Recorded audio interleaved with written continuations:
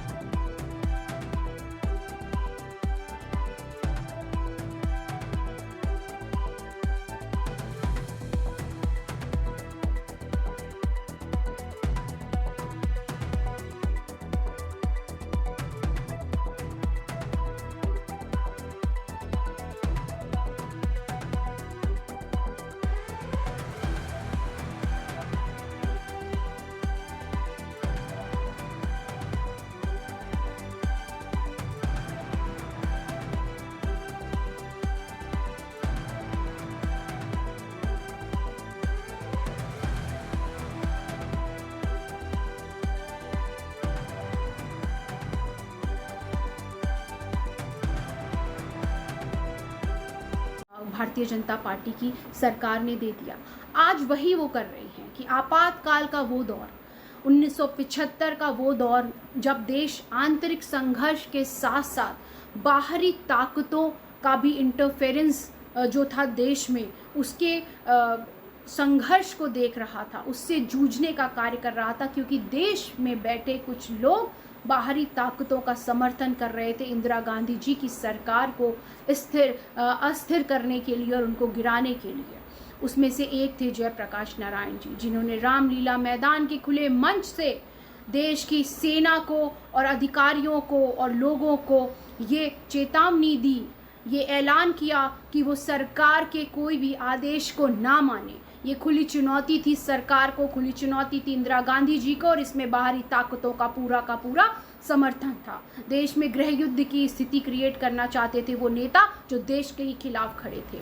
ऐसी सिचुएशन अगर आज होती, आज कोई नेता या पत्रकार कहीं भी खड़े होकर रामलीला मैदान में देश के जो है सरकार के बारे में एक शब्द भी बोल दे, तो उसे देशद्रोही, राष्ट्रद्रोही साबित करके उसे जेल की सलाखों के पीछे डालने का कार्य भारतीय जनता पार्टी की सरकार करेगी। तो उस वक्त देश की जो स्थिति थी, राजनीतिक जो स्थिति थी, उसको देखते हुए इंदिरा जी ने जो संविधान में निहित आपातकाल की धाराएं हैं, जो 352 से 360 तक आपातकाल की बात करती हैं और आपातकाल में केंद्र सरकार की क्या क्या शक्तियां होती हैं उनकी बात करती हैं, उन प्रावधानों का उपयोग करके, मतलब संवैधानिक प्रावधानों का उपयोग करके, अपनी संवैधानिक ताकतों का उपयोग करके आपातकाल लगाया था। और वो आपातकाल देश के संविधान को बचाने के लिए था, देश को बचाने के लिए था। नहीं तो हमारे कुछ नेता अपने राजनीतिक लाभ के लिए विदेशियों से जा कर के बाहरी ताकतों से मिल बैठे थे, और लोग उन्हें एजेंट भी कहते थे। CIA का ऐसा इतिहासकार कह रहे हैं, हम नहीं कह रहे। तो ये वो दौर था।